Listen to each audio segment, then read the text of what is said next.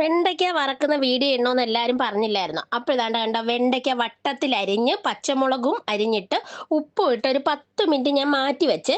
10 minute മാറ്റി വെക്കുന്ന ഈ ഉപ്പൊക്കെ നന്നായിട്ട് പിടിക്കാനാ. പച്ചമുളക് ആവശ്യത്തിന് എരി അനുസരിച്ച് ഇട്ട് കൊടുക്കുക. വെണ്ടയ്ക്കയുടെ ക്വാണ്ടിറ്റി അനുസരിച്ച് ഇടുക. എന്നിട്ടൊരു ചീനിച്ചട്ടി അടുപ്പത്തോട്ട് വെക്കുക. ഞാൻ പാമോയിലാണ്, പാമോയിലല്ല സൺഫ്ലവറാ ഒഴിക്കുന്നത്. കാരണം വെളിച്ചെണ്ണയ്ക്കകത്ത് ഇത് വറുത്ത് കോരാനൊന്നും പറ്റത്തില്ല. അത്ര വിലയല്ലയോ.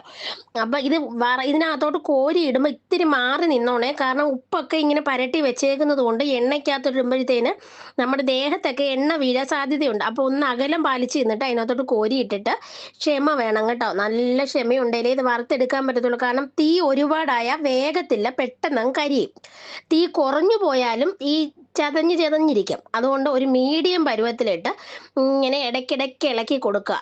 ഈ വെണ്ടയ്ക്ക ഇങ്ങനെ നമ്മൾ മെഴുക്ക് വരട്ടുമ്പോൾ ഒരു ഇതൊക്കെ ഉണ്ടല്ലോ, അങ്ങനെയുള്ള ഒരു ഇതൊന്നും ഒട്ടത്തൊന്നുമില്ല. എണ്ണയ്ക്കകത്തിടുമ്പോൾ നന്നായിട്ട് മൊരിഞ്ഞ് കിട്ടും. അണ്ട് ഈ ഒരു പരുവാകുമ്പോഴത്തേന് കുറേശ്ശെ കുറേശ്ശെ ഇട്ട് ചെയ്താൽ മതിയേ.